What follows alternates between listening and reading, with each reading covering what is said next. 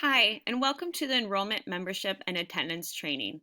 This training is for early childhood special education reporting on SPED forms.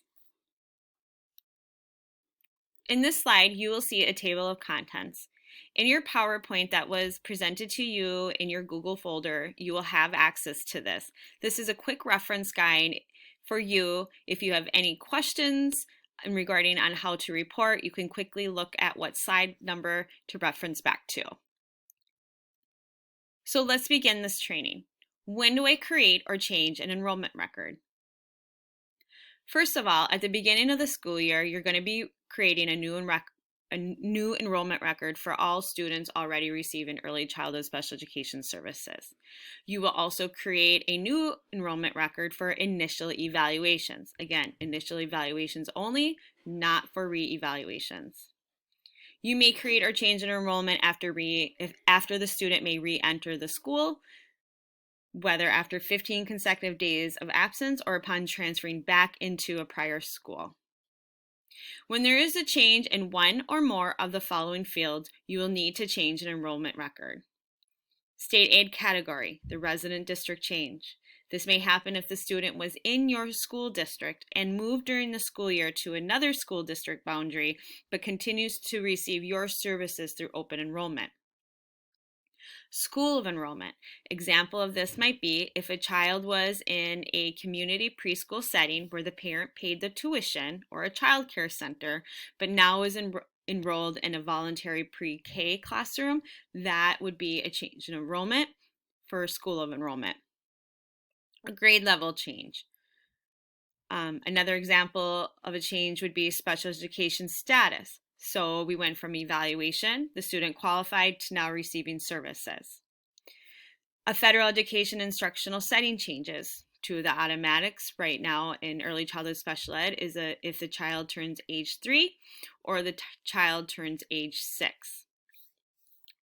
Transportation. Example of change of enrollment may be if the parent transported but now requires special transportation, or the student was riding the regular education busing but now due to access requires special education busing. That would be a change in enrollment. Also, a primary disability change. So if a student was under the developmental delay category, but the team decided to move forward in those other areas and meet that criteria, that would be a change of enrollment. Change of enrollments for MARS, but not for SPED form purposes, are the following. Homelessness. In the event that a student is identified as homeless, please contact your MARS person. Also, another example to contact your MARS person on is any para support changes in a tuition paid or a Head Start preschool program.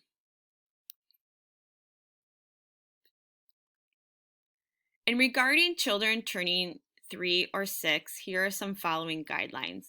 1, you must create another enrollment. One enrollment ends on the day before their birthday, and another one begins on their birthday, if it's a school day. Otherwise, it will begin on the next school day. If turning 3 or 6 at the end of the school year, so for example, by the end of June, the next enrollment can be in the fall if the child is not receiving any summer services. To find the enrollment on your SPED forms, you would go under the Enrollment and Attendance tab, and then on your SPED forms menu page, halfway down, there is that enrollment link. Initial evaluation. Here's how to set up your enrollment. To set up for the initial evaluation, you're going to enter the status start date. That start date will be the date the district receives the parent consent. So as you can see in this example A, there is a box on our prior written notices and for our evaluation plans for district use only. It may look a little bit different now as SPED forms continues to update, but it will have some of the same format of did we give the parent the information mailed or emailed, what was the date, and the date that the district received the information back, along with the 30-day timeline. This is really important to complete for due process purposes. For an example, let's say a family signed the prior and written notice for the eval plan on 9/6, but didn't turn it in physically to the district until 9/14. If this grid is filled out, your 30-day timeline would start on 9/14. If you did not put the information in, we would have to go back from when the parents signed on 9/2. So we lost a little bit of time in our timeline. So please handwrite this information in. You do not need to go back into SPED forms to type it in, but you can. You're also going to enter your eval status. Please put a 2. This is for special education evaluation status that we are in the process of evaluating. You also want to verify your school district. Make sure it's accurate. And your state aid category is always going to be a 0.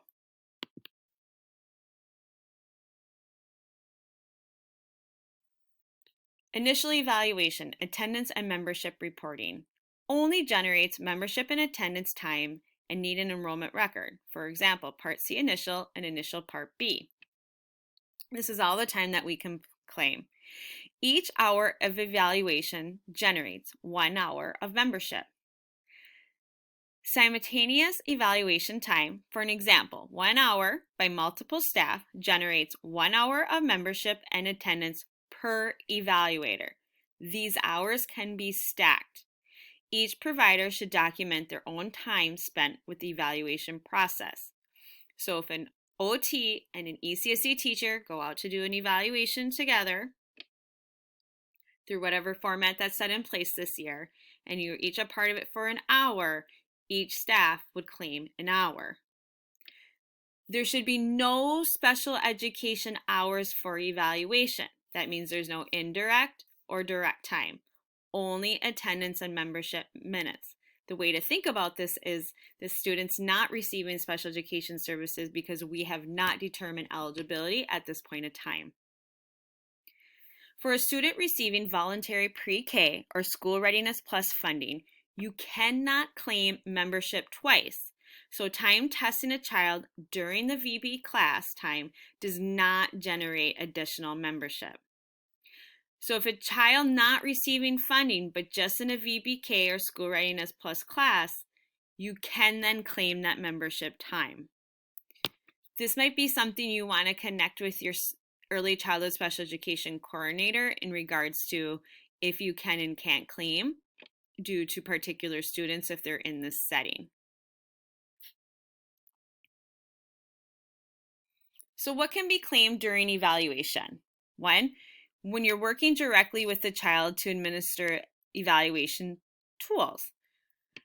However, going back to, if the student is receiving VBK funds, you cannot claim that direct evaluation time if that's during those hours of school. If it's before or after those school hours, you can claim it.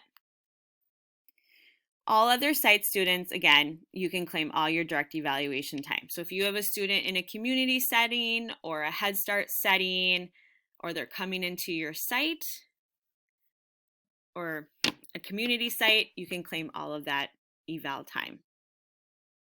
Evaluations simultaneous, so Part C and Part B. If a student is already receiving services under Part C, 1, you do not create an enrollment for Part B evaluation. If testing occurs within their regular scheduled visit, you do not claim eval hours. If testing occurs outside of their regular scheduled visits, you then can claim additional evaluation time reported as membership hours only.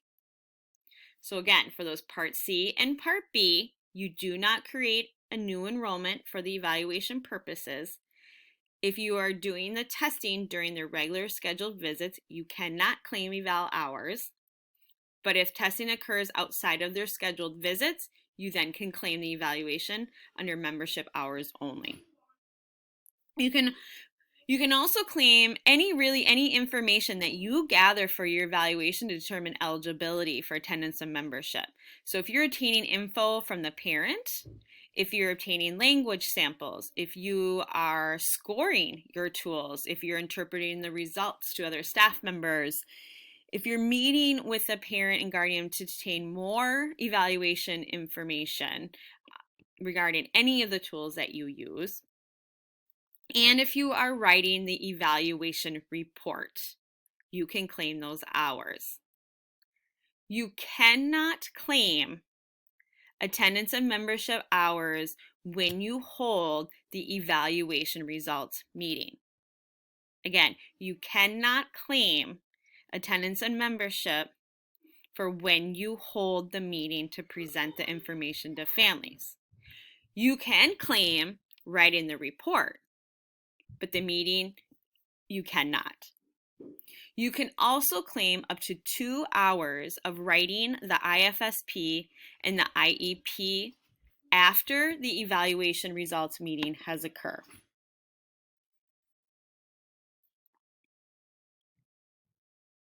So here is an example of how you can report this on your attendance log.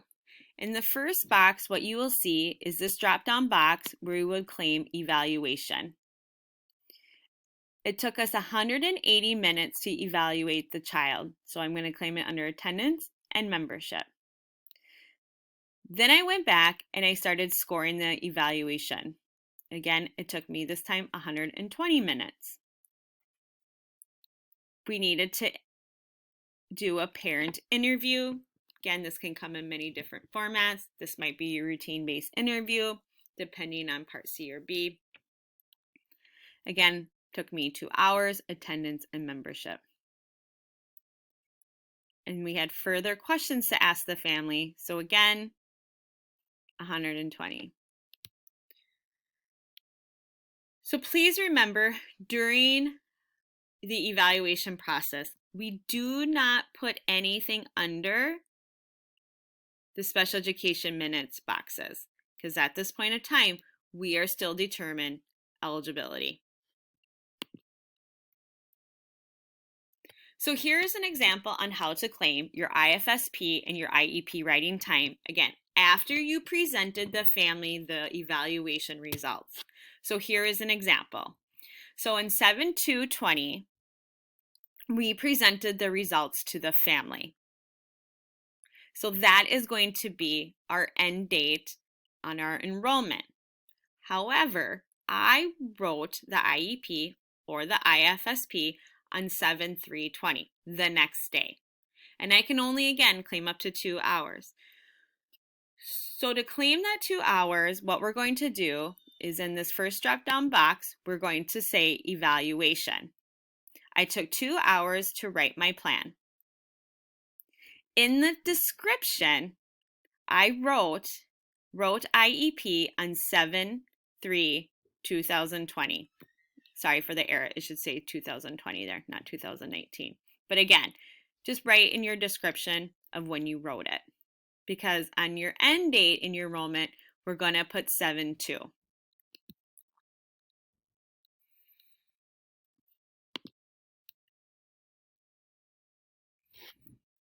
So here's how to end an initial evaluation enrollment.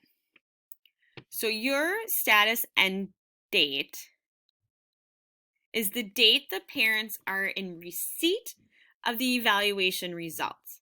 So possible examples of this may be you hosted the meeting, you either mailed or emailed the results to the families, or you had a phone conversation or a virtual conversation.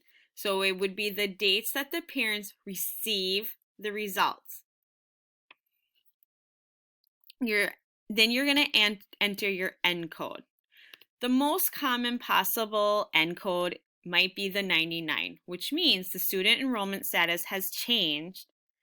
So the closing of one status record, and we're going to open up a new one. So it means the kid qualified for services. So we're going to go from an initial evaluation enrollment to moving forward to receiving services enrollment. Another possible example may be a 25. It means we evaluated the child and the child did not meet eligibility. Or an O4 means the student was a district student, but may be transferring to another Minnesota district to receive their services. So an O4. We are now going to go into receiving services enrollment. So for students receiving services, it's for the following purposes. One, the student qualified for special education services. We went from an eval to now initial IEP or IFSP. The student already received services, so it's a new school year, or we have a transfer student. Student went from C to B. We might have had those disability category changes, that federal setting change might have occurred, or transportation. So here's how you would set up your receiving services enrollment. So for the status start date, this is the service start date from the following options. The start date is the first day of service after the district has received signed consent through a PWN. So in an initial evaluation, you send the family home the prior written notice to the IEP. And let's say your start date on your IEP is 14 days after that PWN was sent. So we sent the PWN home on 9/2, but our start date on our IEP is 9/16. Again, the 14-day timeline. But the family looked at the IEP and signed it on 9/4 and gave you that signed consent. And the district decided to provide services on 9/5, the next day. This status start date in enrollment is the first day the student receives services. So it's not the IEP start date, it's the date the student receives services after the district has received signed consent. Another example of a status start date would be the first day of school, again, because it's a new school year. Your eval status will be a 4. All infants and toddlers in Part C will also be a 4. You're going to enter your federal setting. You're going to enter the disability that they qualify in. So developmental delay, speech language, autism spectrum disorder. You are also going to put in their resident district and their serving district. Please make sure that all of this information is put in correctly. So where is attendance and sped forms? Again, it's on halfway down your menu page. So for attendance and membership, when you click the attendance, you will kind of see this box, and then you just click and add new attendance record button. So attendance is considered kid time. So what can be claimed? This includes the time the students were both scheduled to attend and actually participated in the actual instructional activities. This excludes time students were scheduled to attend but were absent. Lunch. Half-day programs, we can claim all that lunchtime. Full-day programming, we cannot claim lunch. Head Start, special education para time. Again, cannot stack special ed teacher time the same time as para time. If you have any questions regarding para time, please ask me during our Q&A session or connect with your special education coordinator regarding this. We can claim attendance, again, kid time, for those eligible indirect services. So special education services, which include ongoing progress reviews, cooperative planning, consultation, demonstration teaching, modification and adaptation of the environment. It's your curriculum, materials, or equipment, and direct contact with the pupil to monitor and observe. Indirect services may be provided by a teacher or related service professional to another regular education teacher, another special education teacher, another related service provider, to the paraprofessional, the other support staff, parents, and public and non-public agencies, to the extent that the services are written in the student's IEP.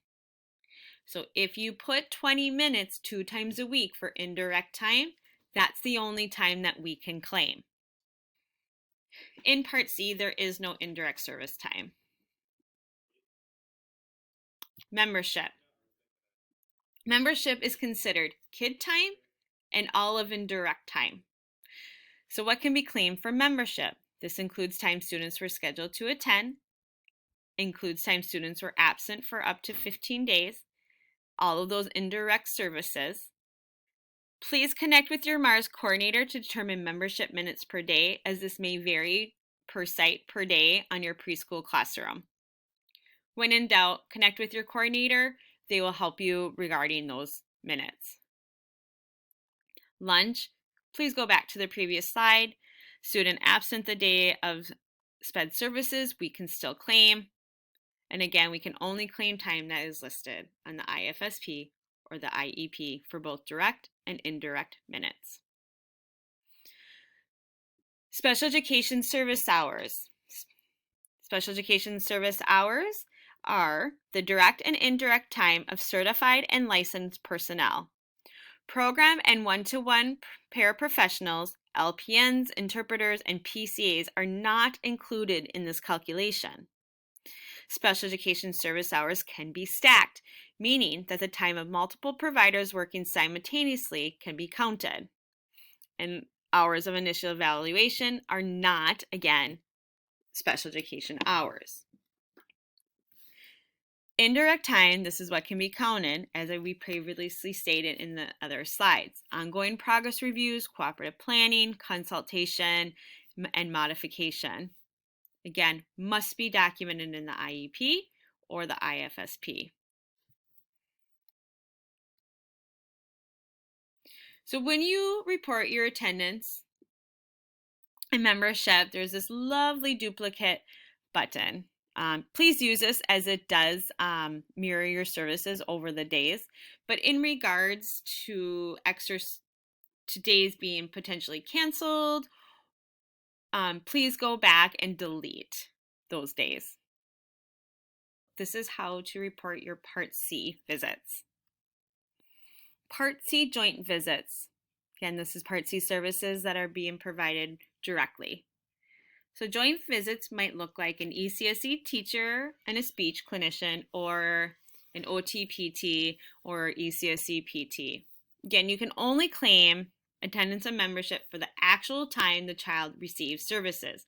So a 1 hour visit equals 1 hour of attendance and 1 hour of membership. The special education service hours can be stacked, so each provider would claim their time. A case manager or the ECSE teacher only will claim the membership and attendance if a joint visit is made. So here would be an example on how to report this in a joint visit. As you can see, in this drop-down box, we put attendance, and it was a 1 hour visit, so we put 60 minutes in attendance, 60 minutes in membership. In the next drop-down box, again, we click attendance, and in the description, we put joint home visit with occupational therapist. So our 1 hour goes in direct special education minutes, provided by the ECSE teacher here. The third box, again, drop down attendance, description, joint home visit with ECSE. The service was provided by the OT, and that they put their 60 minutes. Again, special education minutes can be stacked. Here is another way that you can report your time, and this may be that individual visit. Drop down box is attendance, description here. This was provided by a speech language therapist. They went and did a home visit. We reported 60 minutes for attendance and membership, and 60 minutes direct of SPED hours. If the student was absent, means the family called you and canceled, or they didn't join you through Zoom, they didn't meet you at a community site, or you went to their house and no answer, or they didn't open the door, the student would be considered absence. So your membership and your special education service minutes will be equal. Attendance is 0 because the student is absent. So again, the drop down would be attendance. You can put 0 in the attendance minutes box here if you would like. It was scheduled for 60 minutes, so we're going to still claim that time for membership. We're still going to claim 60 minutes for direct, and the service was going to be provided by the speech language, and then again the description. The reason why we can claim membership and our special education service minutes because the district is ready to expend resources. Therefore, we are going to claim our membership and our special education minutes, but the student is absent. This is how you would report attendance and membership for Head Start students or if the parent is paying the tuition. Claiming time in Head Start or parent selected payment must meet the following criteria. Must be placed through the IEP team process. Only time in which the district expends resources to support the child's participation can be counted for membership. This includes the time of licensed special education staff in classroom or time of district paraprofessional as long as that time does not duplicate that of a licensed staff. So in this example here, the drop-down is attendance, the ECSC teachers providing services in the classroom. Their minutes were 45 minutes direct, and then we're going to claim it over here for membership and attendance. Later that day, or maybe earlier that day, the teacher did some indirect services. So we're going to put indirect services here under special education minutes and then carry that over into membership and attendance. Again, for this box, we put indirect, description, service prep, and the service was provided by the ECSC teacher. So here is an example of a Head Start or that parent paid the tuition and the preschool teacher, or I should say the early childhood special education teacher did a joint visit with an OT. So in the top box, again, attendance, the services were provided in the classroom. It was for 45 minutes, so we're going to put the direct special education services here and claim the membership and attendance. The indirect time, either earlier or later that day, again, 20 minutes indirect for services, then attendance and membership, 20 minutes. Service prep provided by the developmental delay or ECSC teacher. The OT would put only the 30 minutes of direct time under special education because, again, we can stack special education hours. The ECSC teacher has already claimed the attendance and membership in the top box. The OT, however, can claim attendance and membership when they do their indirect time. So we put indirect 15 minutes, membership, and attendance. In the event your school district has put a para into one of these classroom sites, here would be an example on how to claim that gen ed time. So in this top box, what you will see is a Thursday programming. The para was in the classroom for 2 hours, and this is stated in the student's IEP. So the drop-down box, we put attendance, and in the description, we put special para services and Head Start inclusive classroom.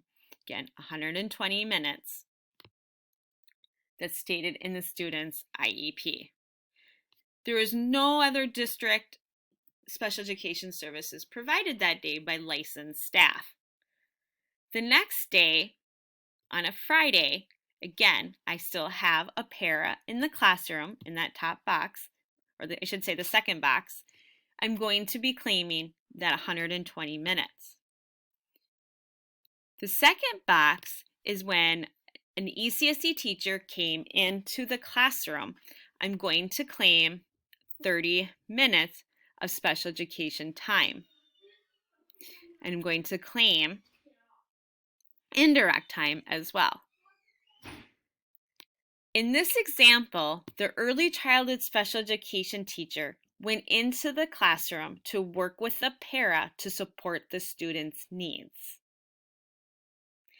In the event that the ECSE teacher went into the classroom or related service provider went into the classroom to provide direct services when the para was not there, we then can claim special education service minutes and attendance and membership as well. This following training is going to show you how to report attendance and membership and special education services for students who are in voluntary pre-K, school readiness programs, and if your district is paying the student's tuition.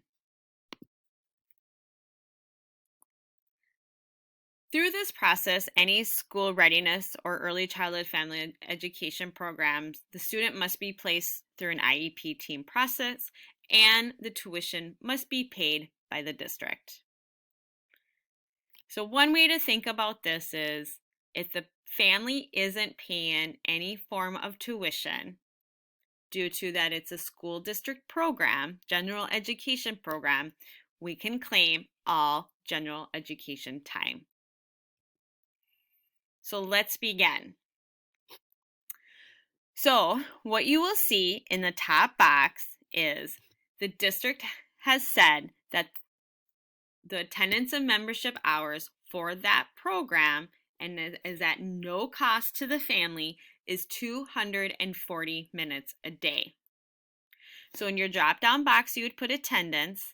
Your description in the box might be voluntary pre-K, early childhood family education, school district preschool program, whatever program it might be.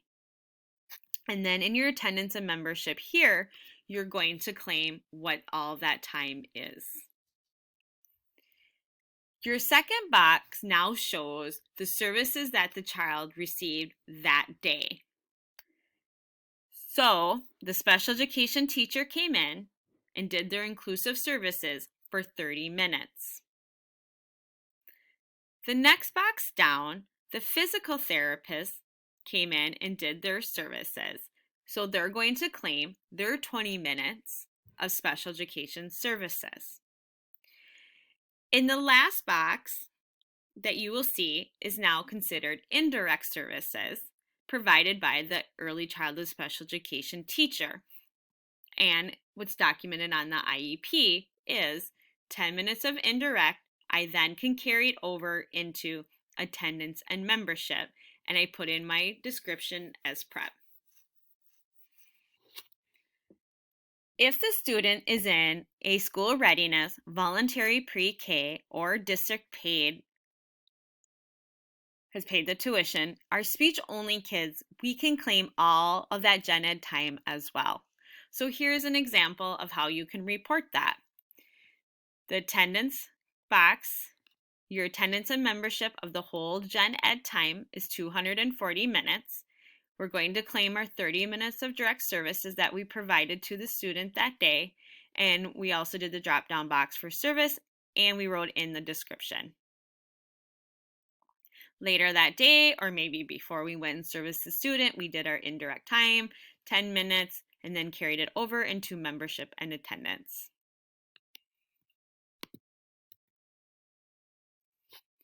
If you are pulling students out for resource room only purposes, this would be an example of how you could report those services as this is stated in the IEP.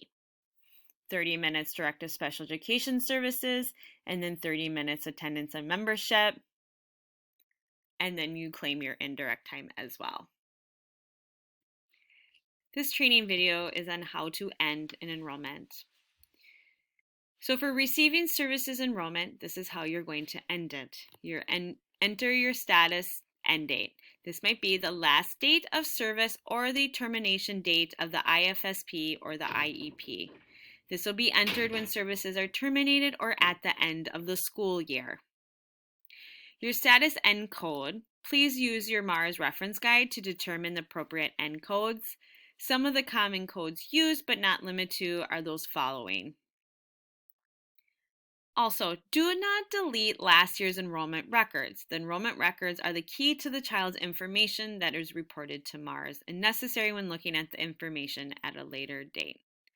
So again, to end an enrollment, you're going to put the end date of the last date of service or the termination date of the IFSP or the IEP. Please again make sure that your serving district, resident district is correct, the federal setting, and the disability box is also correct. Here are some possible status end codes. These codes should not appear on a child's final enrollment record within a school year. Ultimately, it may cause a Collection X report that is generated by the Minnesota Department of Ed, and the ECSC leaders will get this report and will have to clean it up. So, 14, a child is withdrawn after 15 consecutive days of absence and expected back. 27, 30, or a 99 is a new enrollment record is needed, and the reason is not related to a child's participation in special education. Ultimately, in regards to status end codes, please just connect with your MARS coordinator when in doubt, and they can provide you with that code. In the event that we evaled a student toward the end of the school year and the family has decided that they would like to wait for the team to write an IEP or an IFSP until the next school year, this may be an example of how to report it. And if this event occurs, please call your coordinator or supervisor.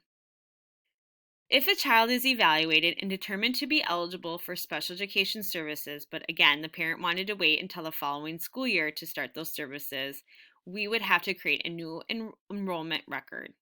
We're going to use the status end code of 99 for the initial evaluation enrollment record. We are then going to create a new enrollment record with the eval status of a 5. We're going to add the disability, and then we're going to use the status end code of 26 on the second enrollment record with our end date. We're going to leave the federal setting blank, and we do not claim any membership and attendance hours or special education services hours.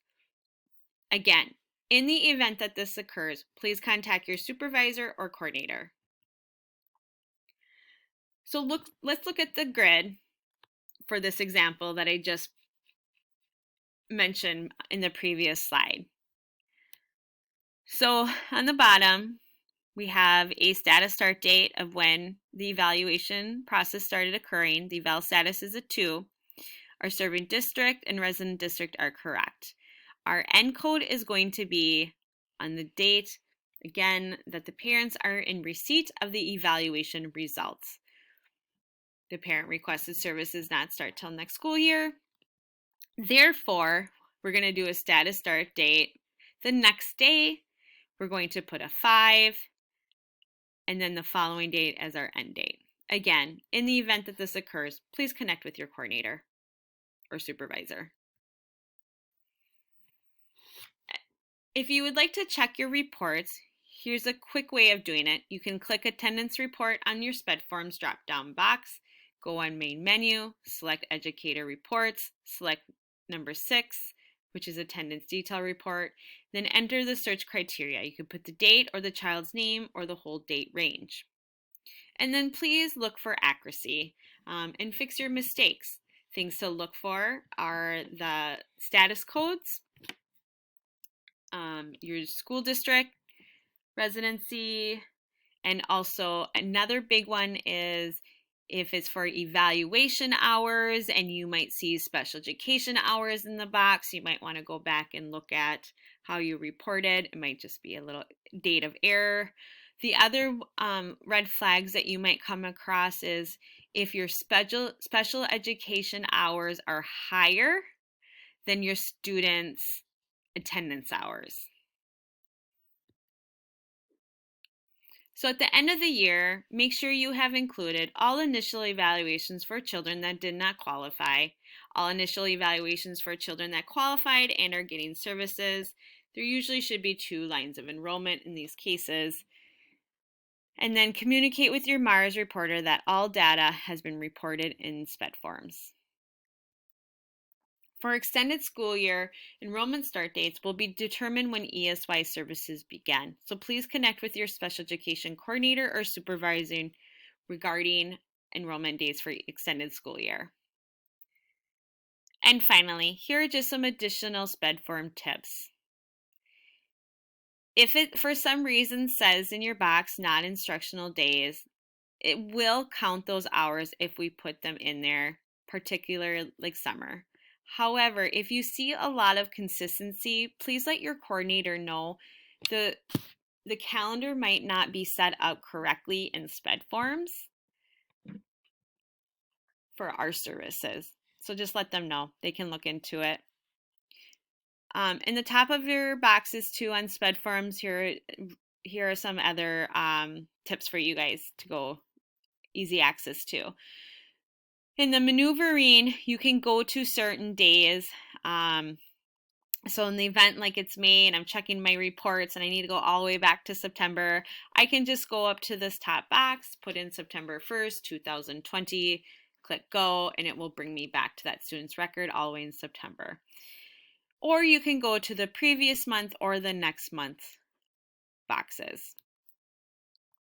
Look for those red reminders up above that warn you when a date of birth changes for 3 and 6 will require that new enrollment. Also, in the evaluation report, under the primary disability team members, there still is this box that says total number of hours spent evaluating the student. Do not put anything in that box. You are claiming all of the evaluation time on this format. Please leave it blank. If you need help, please connect with your coordinator. And I'm also looking forward to our Q&A session to answer any questions you may have. This wraps up your training for attendance membership and special education service hours for early childhood special education. Thank you.